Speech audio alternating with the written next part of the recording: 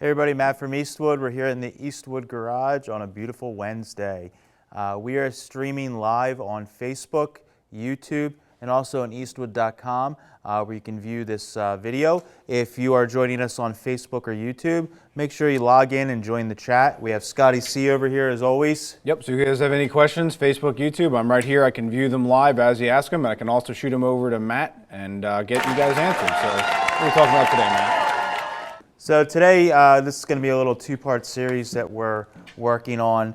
I'm going to show you guys kind of the process for powder coating some small parts using Eastwood products, and also some tips and tricks along the way. So this is part one, and we're going to be covering basically prepping a part for powder coating and some things that I've come across at least with customers that are having problems with powder coat adhesion. So what we have here is we have three motorcycle parts sitting on the bench here that we've already blasted. What we did is we used, for these particular parts, the quickest and easiest method for something like this is I used our stand-up blast cabinet that's here next to me. And I think we have a couple shots of that showing in the actual cabinet. And that's what they looked like before we started. They had a black paint. And the blast cabinet with some aluminum oxide made quick work of removing the paint on those parts. So you can see it really only took one pass to get that all taken off on these parts. So now we're left with freshly blasted parts, and this isn't the last step before you powder coat. There is some additional things that you may want to do when you're prepping these before you actually start to paint. So as far as stripping the parts go, the best thing, we always get questions of what are the best way to strip parts for powder coating, and media blasting generally is the best option. It's the quickest. It gives, especially if you use something like aluminum oxide that has a fairly aggressive, it gives you a nice tooth or profile to the metal for the powder to actually adhere to, and gives you the best adhesion as possible. If you don't have a blast cabinet or a stand-up pressure blaster like we have over there next to the cabinet, there are other ways that you could strip it, but generally they aren't quite as good. But the moral of the story is generally you want to do some sort of mechanical sanding or abrasion to the part. If you have multiple layers of paint, powder, or even a coating that's on the parts already, what you can use if you want to save time is you can start off by using our paint and powder stripper that we have here. So what this does is you basically put this on with a brush and you let it sit, and this is very, very aggressive. So when you put this on, you actually see it start bubbling or eating away at the paint. You let it sit for a little while. Sometimes you have to reapply depending on how thick the paint is. And what it'll allow you to do is actually take a paint scraper and scrape the paint right off. Or even sometimes you can just wash the part off and the paint will just fall right off of it. So if I'm working with something, especially something that's got a heavy powder coat on it, I usually start with this first, and that will get it down pretty darn good. I'm usually not too worried about getting every speck off with that. Then what I'll do is I'll come back in the blast cabinet or the pressure blaster. I'll media blast the whole thing to give it that tooth that I want, and also get rid of any little spots that were hard to get with a scraper by hand by doing that. So that's kind of the 1-2 punch for getting everything get everything prepped and ready before you actually apply powder. Now, after you have your part cleaned, all the paint and coatings and everything are off of it, and you got nice, clean, fresh, virgin metal to start with. The next thing you want to do is you need to prep the part so that it's still clean, because when you take this out of the blaster, generally there's going to be some kind of dust or just a little bit of residue left over on the part. So this part, even though it's nice and clean, there's actually some media dust that's kind of left on the part. So what you're going to want to do is, or at least what I like to do, is use Eastwood Afterblast. So the Afterblast comes in this gallon jug, but you can put it in a little squirt bottle. Hose the part down real good with that, and what that's going to do is it's going to let you clean the part, take off any residue, and it's also going to take off any little bit of grease or oils that may be in your hands. So when you start spraying it down, you're going to use a set of nitrile gloves you want to handle the part for. So pretty much after you're done blasting the part and you get it out of the cabinet, you want to be wearing gloves from then on when you're actually prepping the part, because the oils in your hands can get on the part and it can cause adhesion issues, especially in the areas that are kind of tight where it's a little harder to get the powder in and get it to actually grab and hold on.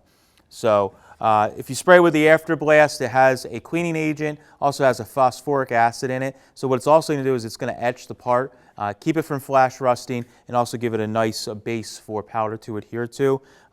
When you're actually ready to powder coat it, you can take our pre-painting prep, which we have here, and you can just do one final wipe of the part to make sure that there's nothing on it that might have gotten picked up on it in between you cleaning it and powder coating it. Wipe that off with a lint-free rag, and you are ready to powder coat. If you do not have, like I mentioned, a couple things I like to show. If you don't have a Media Blaster, you're just starting out, and maybe you're on a budget, two ways you can use that are fairly inexpensive that most people have.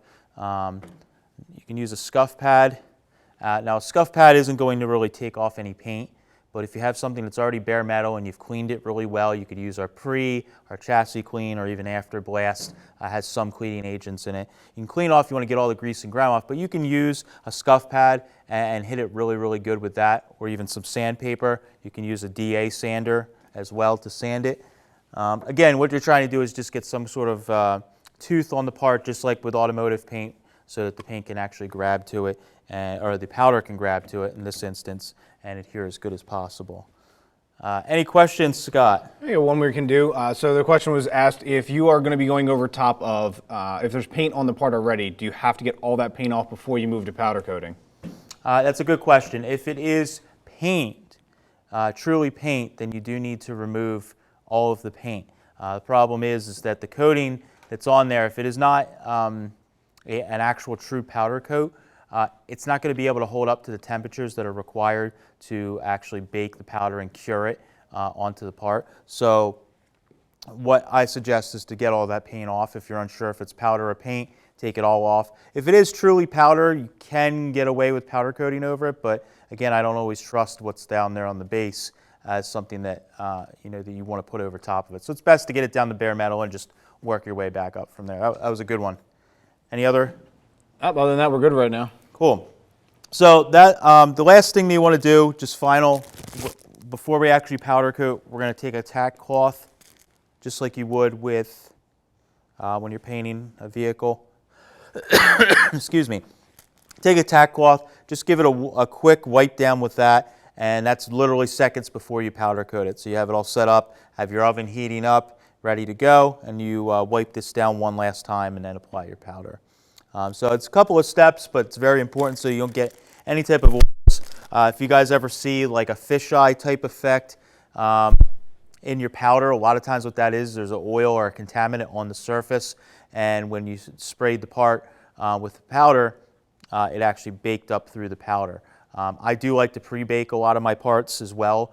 If it's something that's been submerged or in contact with oils for a long period of time, if you have a, say, part of a case, and some of these parts here, like this part here, we may actually pre-bake that before we actually powder it.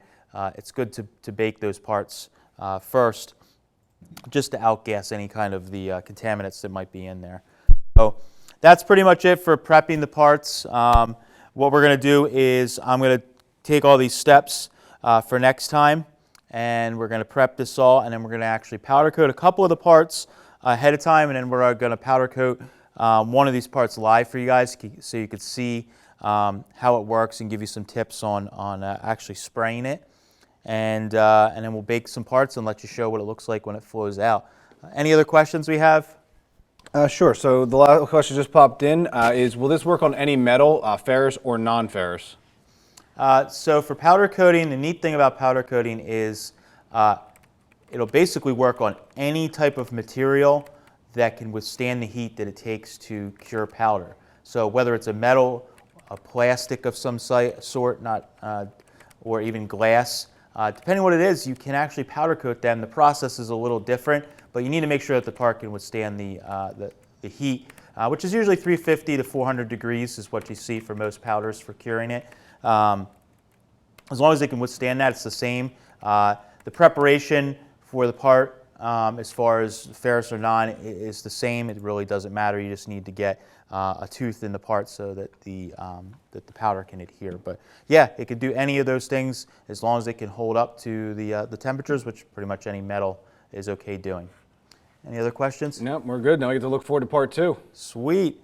All right, so this is the boring part for me at least. Now the fun part is we get to spray some powder. So we're going to get going on that, and make sure you check in with us next week. We're doing lives as always Monday, Tuesday, Wednesday, 3 o'clock Eastern Standard Time, and we're going to be showing you guys the powder one next week as well. So make sure you tune in. And if you have any ideas for future broadcasts, as I always say, drop us a line in the comments. We do monitor them, and we will do our best to put one of those up for you guys in a future live. That's all I got, guys. Thanks for watching. I'll catch you later.